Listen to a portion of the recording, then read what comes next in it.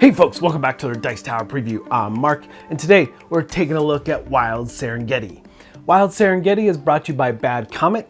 It's for 1 to 4 players, ages 14 and up, and games run anywhere from 45 to 120 minutes.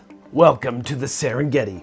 The Serengeti is one of Earth's most precious natural heritages, where millions of wild animals gaze, hunt, and thrive.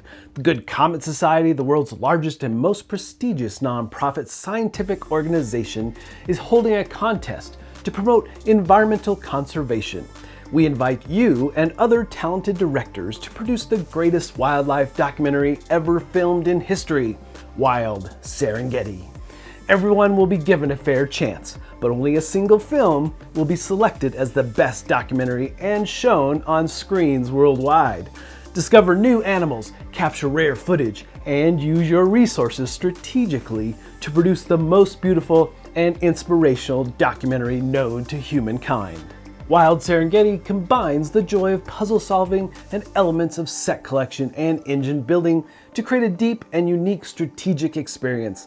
The mesmerizing artwork, 3D components, and detailed animeeples will guide you straight into the vivid, breathtaking wilds of the Serengeti.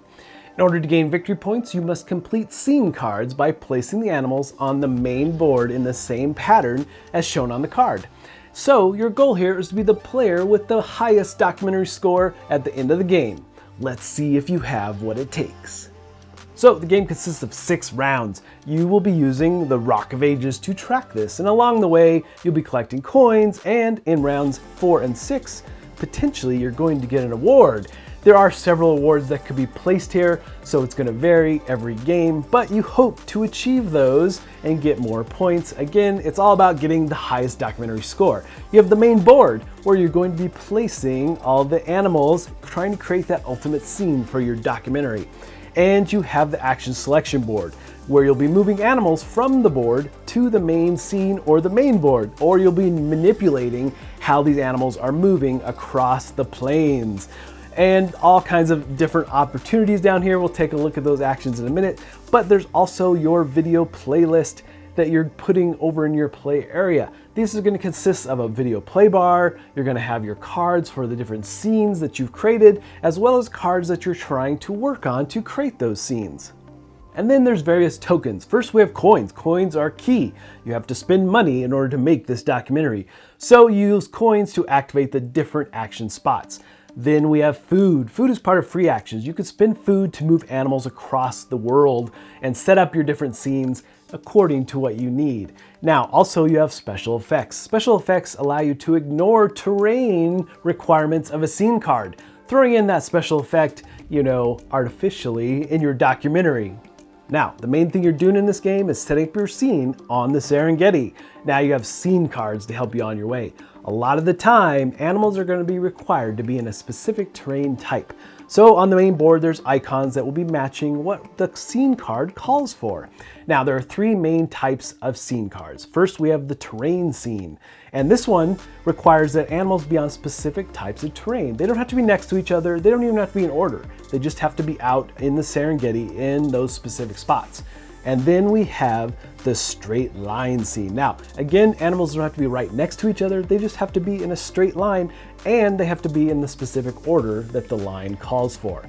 And then finally, we have the adjacency.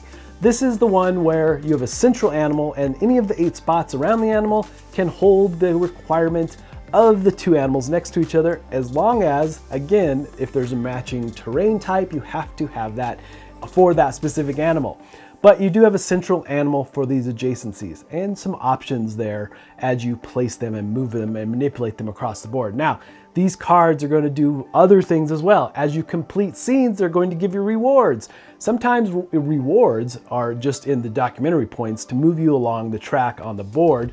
Ultimately, your goal to win the game, but depending on what other cards you have in play, icon sets that you've created can exponentially give you more points. So you need to keep an eye on that as you collect cards throughout.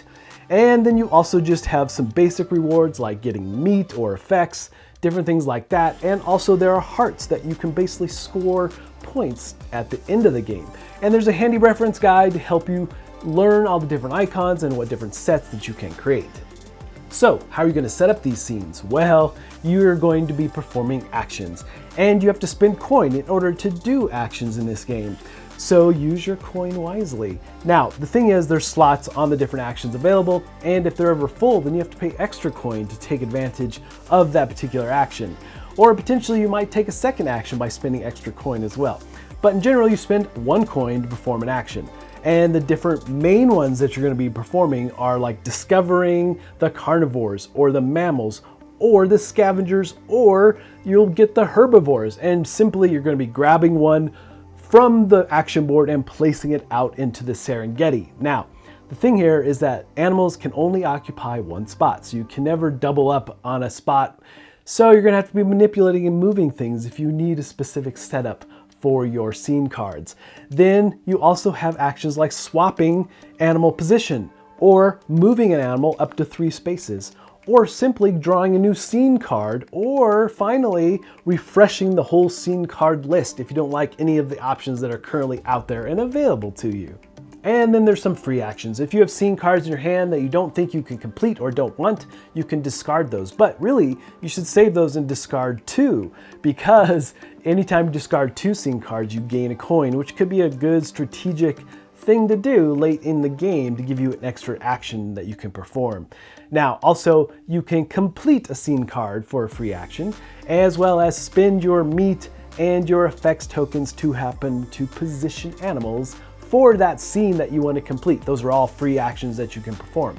Now, when you get to the later rounds, you get to rounds 4, 5, and 6, the Great Migration happens. You're going to draw a migration card, and every animal that happens to match that grid that it shows is going to be removed from the main Serengeti board and put back on the action slots. So perhaps all the work you spent in setting up a scene in round 3 gets you to round 4, then you don't have your scene set up anymore.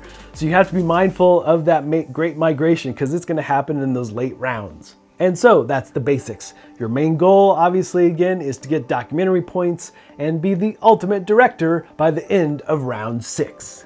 All right, folks, just a reminder once again, this has been a Dice Tower paid preview, and everything you've seen here has been in prototype form. So keep a close eye on the campaign for any changes that still may occur. Now I have to say, first and foremost, this game is absolutely beautiful. These animeeples are fantastic, and I like the puzzly nature of this game. You really have to solve puzzles in order to pull off the scenes that you're trying to achieve. I like the theme behind it, that you're a documentary director trying to create the ultimate movie. But folks, ultimately, if this looks like something that would be of interest to you, I'm sure they'd appreciate your support. So I think that's it for me, and until next time, we'll see you at the table.